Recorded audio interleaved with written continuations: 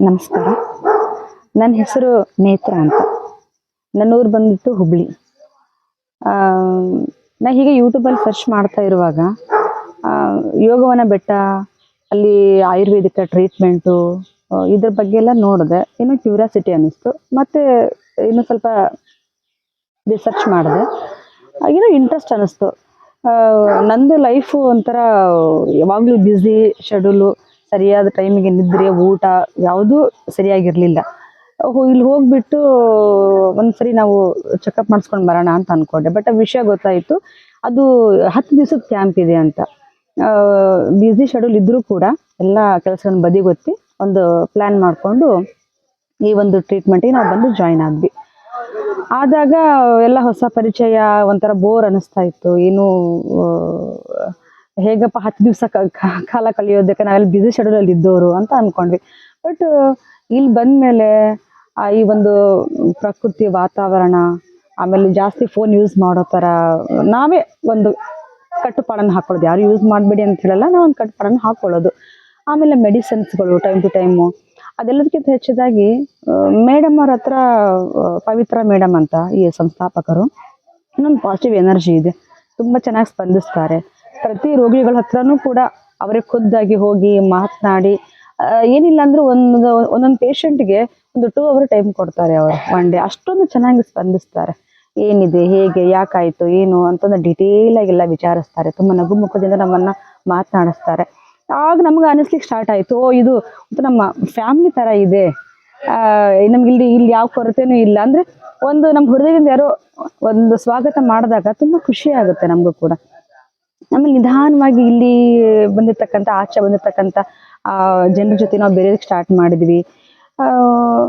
Day ಹೇಗೆ ಕಳೆಯೋದಪ್ಪ ಅಂತ ಯೋಚನೆ ಮಾಡ್ತಿರುವಾಗ ನಾವು ಈಗ ಡೇ ಕಳೆದಿದ್ದೇ ಗೊತ್ತಾಗಲ್ಲ ನಮ್ಗೆ.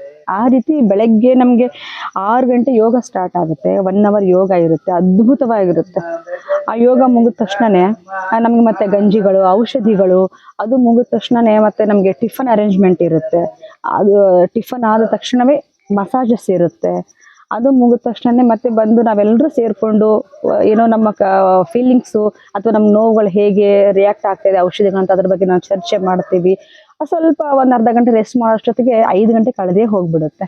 ಆಗ ಮೇಡಮ್ ಮತ್ತೆ ಬರ್ತಾರೆ. ನಮಗೆಲ್ಲ ಮುದ್ರೆಗಳು, ಆಮೇಲೆ ನಾವು ಪ್ರಾಣಾಯಾಮ ಯಾವ ರೀತಿ ಮಾಡಬೇಕು, ಮತ್ತು ಯಾವ ರೋಗಕ್ಕೆ ಯಾವ ಥರ ನಾವು ಮನೆ ಮದ್ದುಗಳನ್ನು ಔಷಧಿಗಳನ್ನಾಗಿ ಮಾಡಿಕೊಂಡು ನಾವು ಮನೆಯಲ್ಲೇ ಔಷಧಿನ ತಯಾರು ಮಾಡ್ಕೋಬಹುದು. ಬೇಸಿಕ್, ನಮಗೆ ತೀರಾ ಕಷ್ಟ ಅಲ್ಲ, ಬೇಸಿಕ್ಕಾಗಿ ನಮ್ಗೆ ಹೇಳ್ಕೊಡ್ತಾರೆ. ತುಂಬ ಈಸಿ ಅನಿಸುತ್ತೆ.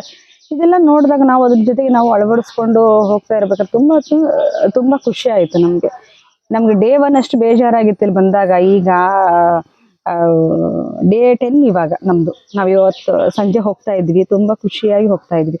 ಸೊ ನಾನು ಬಂದಿರೋ ಪ್ರಾಬ್ಲಮ್ ಏನಂದರೆ ಅಸಿಡಿಟಿ. ನನ್ನ ಲೈಫ್ ಸ್ಟೈಲ್ ಸರಿ ಇರಲಿಲ್ಲ, ತುಂಬ ಹೈಪರ್ ಅಸಿಡಿಟಿ ಆಗಿತ್ತು. ಸ್ವಲ್ಪ ಕಾಲು ಪೇನ್ ಇತ್ತು, ನರಗಳೆಲ್ಲ ಸ್ವಲ್ಪ ನೋವು ಬರ್ತಾ ಇತ್ತು. ಡೇ 1 ನನಗೆ ಏನೋ ಹುಷಾರಾಗುತ್ತೆ ಇಲ್ಲ ಅಂತ ಅಂದ್ಕೊಂಡಿದ್ದೆ. ಬಟ್ ಇವಾಗ ಪರ್ಫೆಕ್ಟ್ಲಿ ಆಲ್ ರೈಟ್. ತುಂಬ ಖುಷಿ ಆಗ್ತಾ ಇದೆ. ನಾವು ಅಂದ್ಕೊಂಡಿದ್ದೀವಿ ಈಗ ನೆಕ್ಸ್ಟ್ ಮತ್ತೆ ನಾವು ಬರೋಣ. ವರ್ಷ ಏನವ್ರೇನು ಮಾಡ್ತಾರಲ್ಲ, ತಿಂಗಳು ಇರುತ್ತಂತೆ. ಬಟ್ ನಾವು ವರ್ಷಕ್ಕೆ ಒಂದ್ಸರಿನಾದ್ರೂ ಬಂದು ಇಲ್ಲೆಲ್ಲ ಎಲ್ಲರ ಜೊತೆಗೆ, ಜನಗಳ ಜೊತೆಗೆ ಬೆರ್ಕೊಂಡು ಆರಾಮಾಗಿದ್ದು ಟ್ರೀಟ್ಮೆಂಟ್ ತೊಗೊಂಡು ಹೋಗಬೇಕು ಅಂತ ನಾವು ಎಲ್ಲ ಡಿಸೈಡ್ ಮಾಡ್ಕೊಂಡಿದ್ವಿ. ತುಂಬ ಖುಷಿಯಾಗಿದೆ. ಎಲ್ಲರೂ ಬರಬಹುದು. ಆಮೇಲೆ ಯಾವಾಗಲೂ ಕೂಡ ಆಸ್ಪತ್ರೆಗಳು ಅದು ಇದು ಅಂತ ನಾವು ಹೊರಗಿನ ನಮ್ಮ ಎಲ್ಲ ಟೈಮೆಲ್ಲ ಅಲ್ಲೇ ಕೊಡೋದಕ್ಕಿಂತ ಆಯುರ್ವೇದಿಕ ಮನೆಯಲ್ಲೇ ನಮ್ಮ ಎಲ್ಲ ರೀತಿಯಿಂದ ಮದ್ದುಗಳಿವೆ. ಅದನ್ನ ಬಂದ್ಬಿಟ್ಟು ಇಲ್ಲಿ ಬೇಸಿಕ್ ಎಲ್ಲ ಕಲಿತು ನಾವು ಟ್ರೀಟ್ಮೆಂಟ್ ತೊಗೊಂಡು ಮೇಡಮ್ ಹೇಳಿರ್ತಕ್ಕಂಥ ಎಲ್ಲ ಔಷಧಿಗಳನ್ನ ಮನೆಯಲ್ಲೇ ಫಾಲೋಅಪ್ ಮಾಡಿದೆ ಅಂದರೆ ನಾವು ಆಸ್ಪತ್ರೆ ಮೆಂಟಲ್ನು ಕೂಡ ಹತ್ತೋದಿಲ್ಲ. ಅಷ್ಟೊಂದು ತುಂಬ ಚೆನ್ನಾಗಿ ಇಲ್ಲಿ ಒಳ್ಳೆ ಟ್ರೀಟ್ಮೆಂಟ್ ಇದೆ. ನನಗೆ ಆಯುರ್ವೇದಿಕ್ ಅಂದರೆ ಮೊದಲಿನ ಕೂಡ ಒಂದು ಆಸಕ್ತಿ ಇತ್ತು. ಈಗ ಅದ್ರ ಬಗ್ಗೆ ಆಸಕ್ತಿ ದುಪ್ಪಟ್ಟಾಗಿದೆ. ತುಂಬ ಖುಷಿ ಅನ್ನಿಸ್ತಾ ಇದೆ. ಆಮೇಲೆ ಮತ್ತೊಂದು ವಿಷಯ ಹೇಳಬೇಕು ಅಂತಂದರೆ, ಅಲ್ಲಿ ಊಟದ ನಿಯಮಗಳು. ಈಗ ನಮ್ಮ ಮನೆ ಕಡೆಗೆಲ್ಲ ಈಗ ನಾವು ಯಾವಾಗೂ ಎದ್ದೇಳೋದು, ಲೈಫ್ ಸ್ಟೈಲ್ ಸರಿ ಇರೋದಿಲ್ಲ, ಇನ್ನೊಂದು ಜಂಕ್ ಫುಡ್ಗಳು ತಿನ್ನೋದು, ನಮ್ಮ ಬೇಸಿಕ್ ನಮ್ಮ ಊಟನೇ ಸರಿ ಇರೋದಿಲ್ಲ ಮನೆಯಲ್ಲಿ. ಆಮೇಲೆ ಎಲ್ಲ ವಿಟಮಿನ್ಸ್ಗಳು ಇದ್ದರೂ ಕೂಡ ಟೈಮ್ ಎಲ್ಲ ಮೀರಿ ಹೋಗ್ಬಿಟ್ಟಿರುತ್ತೆ. ಬಟ್ ಇಲ್ಲಿ ಹಾಗಲ್ಲ. ಬೆಳಗ್ಗೆ 6 ಗಂಟೆಗೆ ಒಂದು ಕಷಾಯ ಬರುತ್ತೆ, ತುಂಬ ವ್ಯಾಲ್ಯುಬಲ್ ಕಷಾಯ. ಅದು ಅಷ್ಟೊಂದು ಅದ್ಭುತವಾಗಿ ಕೆಲಸ ಮಾಡುತ್ತೆ. 6 ಗಂಟೆ ಆದ ತಕ್ಷಣ ಯೋಗ ಸ್ಟಾರ್ಟ್ ಆಗುತ್ತೆ. 1 ಅವರ್ ಯೋಗ ಇರುತ್ತೆ. ಅದು ಮುಗಿದ ತಕ್ಷಣನೇ ನಮಗೆ ಒಂದು ಒಳ್ಳೆ ಗಂಜಿ ಕೊಡ್ತಾರೆ. ಅದು ಕೂಡ ಎಷ್ಟೊಂದು ಅದ್ಭುತವಾಗಿ ಕೆಲಸ ಮಾಡುತ್ತಂದ್ರೆ ತುಂಬ ಎಲ್ಲ ಸಿರಿಧಾನ್ಯಗಳ ಪೌಡರ್ಗಳನ್ನ ಮಿಕ್ಸ್ ಮಾಡಿ ಒಂದು ಗಂಜಿ ಮಾಡಿರ್ತಾರೆ. ಅದು ಇಲ್ಲಿ ಪ್ರಾಡಕ್ಟನ್ನು ರೆಡಿ ಮಾಡಿರೋದಂತೆ, ಬೇಕಂದ್ರೆ ಎಲ್ರಿಗೂ ಸಿಗುತ್ತೆ. ಅಷ್ಟೊಂದು ಅದ್ಭುತವಾಗಿ ಕೆಲಸ ಮಾಡುತ್ತೆ. ಅದಕ್ಕೆ ಆಯುರ್ ಮಿಲ್ಸ್ ಅಂತ ಹೆಸರು ಇಟ್ಟಿದ್ದಾರೆ, ತುಂಬ ಚೆನ್ನಾಗಿದೆ. ಅದು ಮುಗಿದ ತಕ್ಷಣ ನಾವು ಮತ್ತು ಔಷಧಿಗಳು ಅದೆಲ್ಲ ಸ್ಟಾರ್ಟ್ ಆಗುತ್ತೆ. ಆಮೇಲೆ ಟಿಫನ್ಗೆ ಹೋಗ್ತೀವಿ. ಟಿಫನಲ್ಲೂ ಅಷ್ಟೇ ನಮಗೆ 70% ಎಲ್ಲ ಕಾಳುಗಳು, ತರಕಾರಿ, ಆಮೇಲೆ ಸಲಾಡು, ಆಮೇಲೆ ಅವು ಫ್ರೂಟ್ಸು, ಆಮೇಲೆ ಡೈಲಿ ಒಂದು ವೆರೈಟಿ ಏನಾದರೂ ಒಂದು ಟಿಫಿನ್ ಅದ್ರ ಜೊತೆಗೆ ಅಷ್ಟೊಂದು ಅದ್ಭುತವಾಗಿಲ್ಲ ತಯಾರು ಮಾಡಿ ಒಂದು ಮೀಲ್ ರೆಡಿ ಮಾಡಿರ್ತಾರೆ. ನಮ್ಗೆ ಅನಿಸುತ್ತೆ ನಾವು ಇಷ್ಟೊಂದು ಲೈಫ್ ಸ್ಟೈಲ್ ಹಾಳು ಮಾಡ್ಕೊಂಡು ಬಂದಿದ್ದೀವಲ್ಲ, ಇಲ್ಲಿ ಇಷ್ಟು ಮನೆಯವರು ನಮ್ಮನ್ನ ಅಷ್ಟು ಕೇರ್ ಮಾಡೋದಿಲ್ಲ, ಅಷ್ಟು ಅದ್ಭುತವಾಗಿ ಟಿಫನ್ ಕೊಡ್ತಾರೆ. ಅಲ್ಲಿಂದ ಬಂದ ತಕ್ಷಣ ನಮ್ಗೆ ಮಸಾಜಸ್ ಅದೆಲ್ಲ ಇರುತ್ತೆ. ಕರೆಕ್ಟಾಗಿ 1:30ಗೆ ನಾವು ಬೇಡ ಅಂತ ಕುತ್ಕೊಂಡ್ರು ಕೂಡ ಅವರೇ ಫೋನ್ ಮಾಡಿ, ಇಲ್ಲ 1:30 ಕರೆಕ್ಟ್ ಊಟ ಮಾಡ್ಬೇಕಂತ ಫೋನ್ ಮಾಡಿ ಕರೆಸ್ಕೊಡ್ತಾರೆ. ಹೋಗ್ತೀವಿ. ಅಲ್ಲಿಯೂ ಕೂಡ ಅಷ್ಟೇ ಮುದ್ದೆ, ಇಲ್ಲಾಂದ್ರೆ ಜೋಳದ ರೊಟ್ಟಿ ಅಥವಾ ರಾಗಿ ರೊಟ್ಟಿ, ಅದಕ್ಕೆ ಸಾಂಬಾರು, ಪಲ್ಯ, ಸಿರಿಧಾನ್ಯದ ಅನ್ನಗಳು, ಆಮೇಲೆ ಪಲ್ಯಗಳು, ಸಲಾಡು, ಅದ್ರ ಜೊತೆಗೆ ಸೂಪು, ಹಿಂಗೆ ಅದ್ಭುತವಾಗಿ ಇರುತ್ತೆ ಊಟದೊಂದು ಕೂಡ. ಯಾಕಂದ್ರೆ ನನಗೆ ಆ ಊಟ ಎಷ್ಟು ಎಂಜಾಯ್ ಮಾಡ್ಕೊಂಡು ಊಟ ಮಾಡಿದೆ ಅಂತಂದ್ರೆ, ಹೊರಗಡೆ ಏನೇನೋ ತಿಂದಿರ್ತೀವಿ ನಾವು, ಅದು ನಿಜವಾಗ್ ನಮ್ಮ ಹೆಲ್ದಿಗೂ ಊಟನೇ ಅಲ್ಲ ಅದು ನಮ್ಮ ಹೆಲ್ತಿಗೆ. ಬಟ್ ಇಲ್ಲಿ ಅದ್ಭುತವಾಗಿ ಊಟಗಳನ್ನು ಕೊಡ್ತಾರೆ. ಅದು ಮುಗಿಸ್ಕೊಂಡು ನಾವು ಬಂದು ಸ್ವಲ್ಪ ಹೊತ್ತು ಎಲ್ರು ಕುತ್ಕೊಂಡು ಚರ್ಚೆ ಮಾಡೋ ಅಷ್ಟೊತ್ತಿಗೆ 4 ಗಂಟೆ ಕಳೆದೇ ಹೋಗ್ಬಿಡುತ್ತೆ. ಆವಾಗ ಮತ್ತೊಂದು ಗಂಜಿ ಬರುತ್ತೆ ನಮಗೆ, ಕರೆಕ್ಟ್ ಟೈಮ್ ಟು ಟೈಮ್. ನಮ್ಮ ಮನೇಲಿ ಸಹಿತ ನಮಗೆ ಅಷ್ಟು ನೆನಪು ಮಾಡಿ ಯಾರು ಕೊಡೋದಿಲ್ಲ ಅಂಥದ್ದು. ಇಲ್ಲ ನೀವು ಗಂಜಿ ಕುಡಿಲೇಬೇಕು ಅಂತ ಒಂದು ಗಂಜಿ ಕೊಡ್ತಾರೆ, ಇಲ್ಲ ಒಂದು ಮಜ್ಜಿಗೆ ಕೊಡ್ತಾರೆ, ಇಲ್ಲ ಒಂದು ಕಷಾಯ ಕೊಡ್ತಾರೆ. ಅಂದ್ರೆ ಒನ್ ಡೇ ಇದ್ದಿದ್ದು ನೆಕ್ಸ್ಟ್ ಡೇ ಇರೋದಿಲ್ಲ, ಅದು ಚೇಂಜ್ ಆಗ್ತಾ ಇರುತ್ತೆ ಫುಡ್ ಲಿಸ್ಟ್ ಎಲ್ಲ.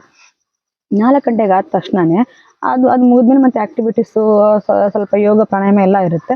ಕರೆಕ್ಟಾಗಿ ನಮಗೆ 7:30 8 ಗಂಟೆಗೆ ಮತ್ತೆ ಊಟ ಇರುತ್ತೆ. ರಾತ್ರಿ ಊಟ ಸ್ವಲ್ಪ ಲೈಟ್ ಆಗಿರುತ್ತೆ, ಯಾಕಂದರೆ ಊಟ ಆದ ತಕ್ಷಣ ಸ್ವಲ್ಪ 1 ಅವರ್ ನಾವು ವಾಕ್ ಮಾಡಿ ಮಲಗಬೇಕನ್ನೋ ದೃಷ್ಟಿಯಿಂದ ಲೈಟ್ ಆಗಿರುತ್ತೆ. ಅದು ಅಷ್ಟೇ ಅದ್ಭುತವಾಗಿರುತ್ತೆ. ಬಟ್ ಊಟದ ವಿಷಯದಲ್ಲಂತೂ ತುಂಬ ಅಂದರೆ ತುಂಬ ಚೆನ್ನಾಗಿ ಸುವ್ಯವಸ್ಥಿತವಾಗಿ ಒಳ್ಳೆ ರೀತಿಯಿಂದ ಎಲ್ಲಗಳನ್ನ ಮಾಡ್ತಾ ಇದ್ದಾರೆ. ತುಂಬ ಖುಷಿ ಆಯಿತು. ಆಮೇಲೆ ಇನ್ನೊಂದು ವಿಷಯ, ಸ್ವಚ್ಛತೆ. ಇಲ್ಲಿ ರೂಮ್ಸ್ಗಳಾಗಿರ್ಬೋದು, ಬೆಡ್, ಆಮೇಲೆ ವಾಶ್ರೂಮ್ಸು ಬಹಳ ನೀಟಾಗಿ ಮೇಂಟೈನ್ ಮಾಡಿಸಿದ್ದಾರೆ. ಎಲ್ಲ ಹೈಜಿನಿಕ್ ಆಗಿದೆ. ಎಲ್ಲೂ ಕೂಡ ಒಂಥರ ಕಸಿ ಬಿಸಿ ಅನ್ಸೋದಿಲ್ಲ, ಮನಸ್ಸಿಗೆ ಗಲೀಜ್ ಅಂತ ಅನ್ಸೋದಿಲ್ಲ. ಆಮೇಲೆ ಸ್ಟಾಫು ಕೂಡ ಅಷ್ಟೇ ಒನ್ ಬೈ ಎಲ್ಲ ನೀಟಾಗೆಲ್ಲ ಬರ್ತಾರೆ. ಅವರವರು ರೂಟೀನ್ ಮಾಡ್ಕೊಳ್ತಾ ಕ್ಲೀನ್ ಮಾಡ್ಕೊಂಡು ಹಂಗೆ ಹೋಗ್ತಾ ಇರ್ತಾರೆ.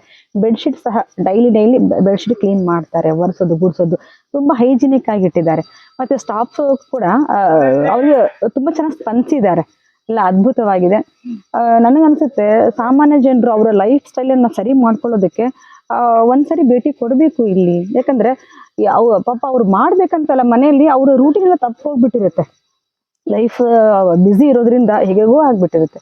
ಬಟ್ ಇಲ್ಲಿ ಬಂದ್ಮೇಲೆ ಬೇಸಿಕ್ ಎಲ್ಲ ಕಲಿತು ಅದನ್ನ ಮನೆಗೆ ಹೋಗಿ ಮತ್ತೆ ನಾವು ಶುರು ಮಾಡಬಹುದು.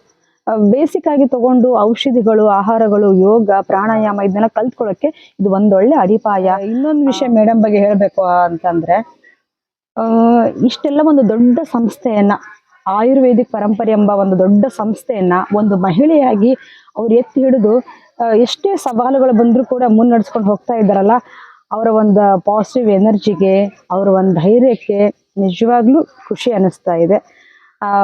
ಮಹಿಳೆಯರು ಎಲ್ಲದರಲ್ಲೂ ಮುಂದೆ ಅಂತ ಕೇಳಿದ್ವಿ, ಈಗ ಮತ್ತೊಂದ್ಸರಿ ನಾನು ನೋಡಿದಾಗ ಆಯ್ತು. I am so happy. Shri Siddhalingeshwara Yogavana Betta ಅಂತಂದ್ರೆ ನಾವೇನೋ ಅನ್ಕೊಂಡಿದ್ವಿ, ತುಂಬಾ ಅದ್ಭುತವಾದ ಕಲಿಕೆಯ ಒಳ್ಳೆ ಗುಣಗಳಿದೆ. ಇದನ್ನ ನೋಡ್ತಕ್ಕಂಥ ವೀಕ್ಷಕರು ಎಲ್ಲರೂ ಬಂದು ಇದರ ಸದುಪಯೋಗ ಪಡಿಸ್ಕೊಂಡು ಇಲ್ಲಿ ಎಲ್ಲವನ್ನ ಕಲಿತು ಮನೇಲಿ ಹೋಗಿ ಅಳವಡಿಸ್ಕೊಂಡು ನಿಮ್ಮ ಜೀವನ, ನಿಮ್ಮ ಆರೋಗ್ಯ, ನಿಮ್ಮ ಆಯಸ್ಸು ಎಲ್ಲ ಕೂಡ ಚೆನ್ನಾಗಿರ್ಲಿ ಅಂತ ಕೇಳ್ಕೊಳ್ತಾ ಇದ್ದೀನಿ. ಧನ್ಯವಾದ.